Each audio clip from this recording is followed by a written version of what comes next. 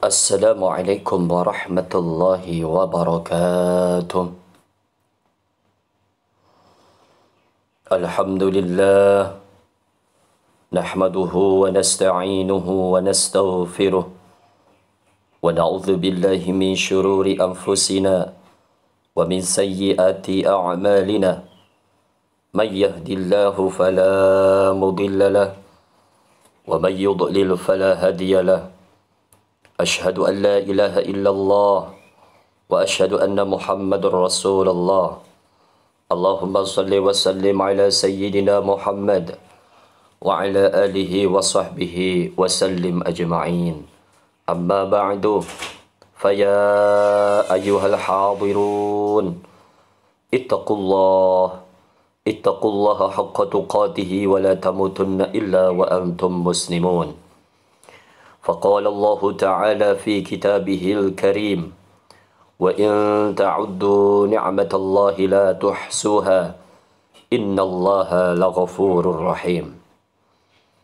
معاشر المسلمين, jamaah salat Jumat yang dirahmati Allah, pada kesempatan yang penuh keberkahan ini, di waktu yang mulia ini, mari kita bersama-sama untuk meningkatkan ketakwaan kita kepada Allah, menguatkan ketakwaan kita kepada Allah dengan meningkatkan rasa takut kita kepada Allah, dengan rasa takut yang sebenar-benarnya, dengan cara menjalankan apa yang sudah diperintahkan oleh Allah dan senantiasa berusaha menjauhi segala apa yang sudah dilarang oleh Allah Subhanahu wa ta'ala.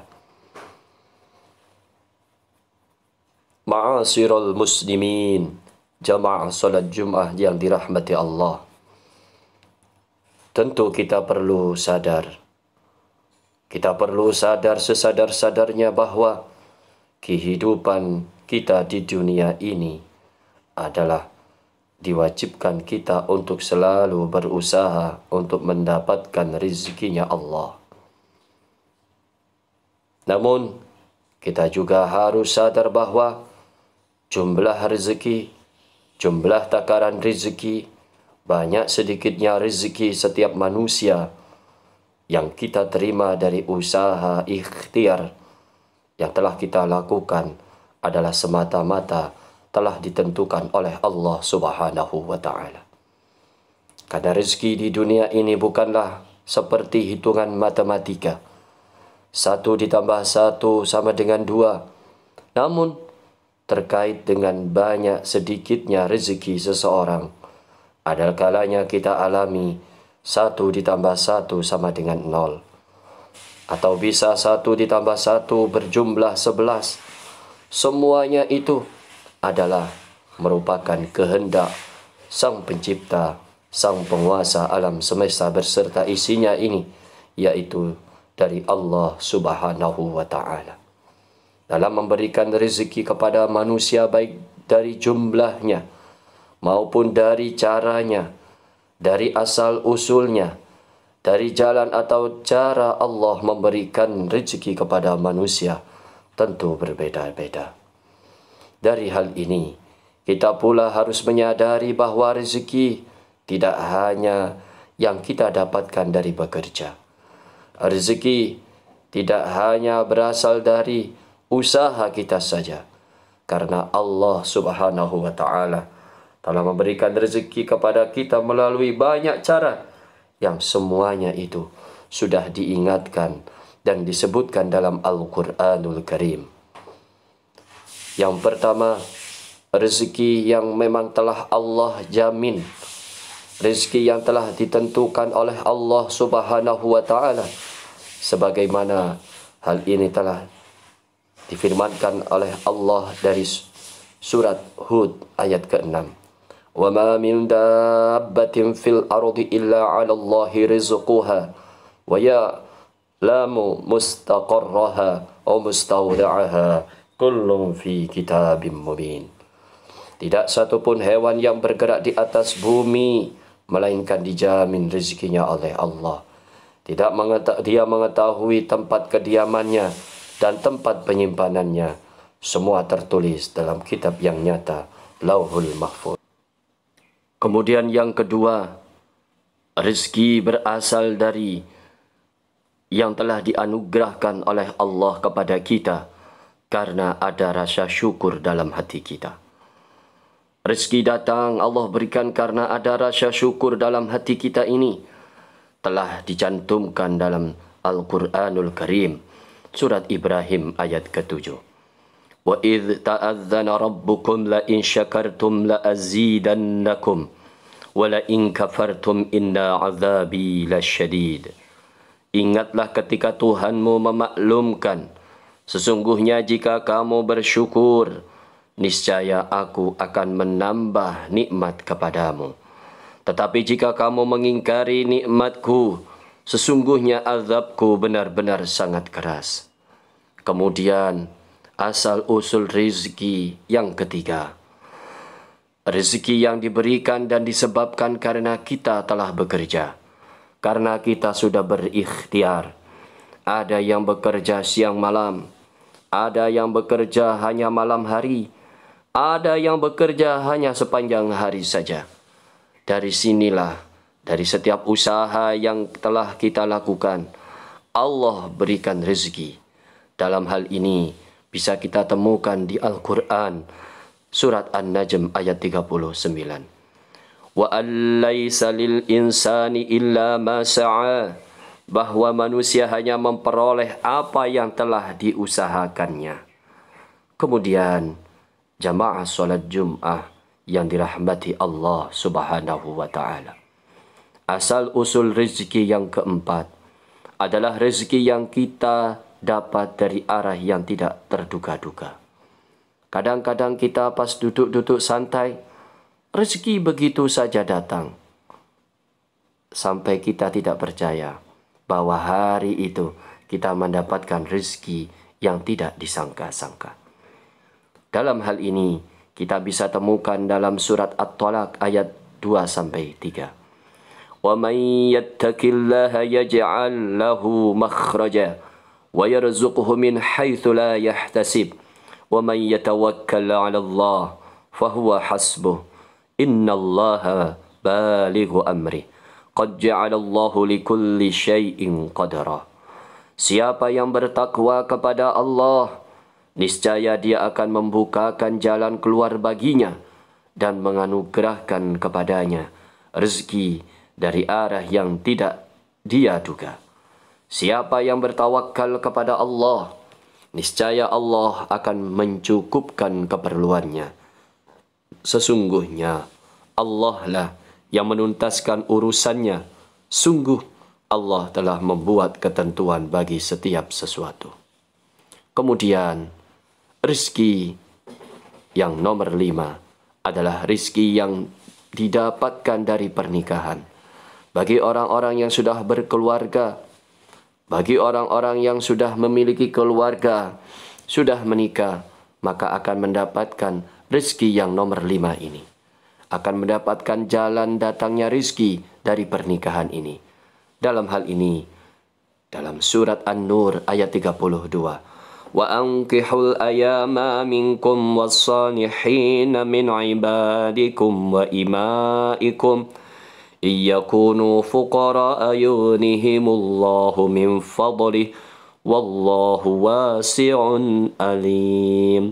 Nikahkanlah orang-orang yang masih membujang di antara kamu dan juga orang-orang yang layak menikah dari hamba-hamba sahayamu, baik laki-laki maupun perempuan.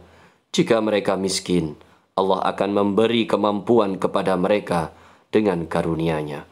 Allah Maha Luas pemberiannya, lagi Maha mengetahui. Kemudian Allah datangkan rezeki dari jalan yang keenam, yaitu rezeki yang dianugerahkan Allah kepada kita karena kita memohon ampun kepadanya. Karena kita beristighfar kepada Allah, karena kita memperbanyak istighfar atas segala khilaf dan salah yang telah kita lakukan. Hal ini disebutkan dalam surat Nuh ayat 10-11. فقلت استغفروا ربكم إنه كان غفارا يرسل السماء عليكم مدرارا. Lalu aku berkata kepada mereka, mohonlah ampun kepada Tuhanmu. Sesungguhnya Dia Maha Pengampun. Jika kamu memohon ampun, niscaya Dia akan menurunkan hujan yang lebat dari langit kepadamu. Jamaah salat Jum'ah rahimakumullah. Kemudian jalan rezeki itu datang, yang nomor ketujuh adalah rezeki yang didapat dari anak-anak kita. Bagi yang saat ini sudah memiliki anak, bagi yang saat ini diberikan amanah oleh Allah berupa putra-putri, anak-anak, maka rezeki ini telah disebutkan, bisa kita temukan dalam surat Al-Isra ayat ke-31.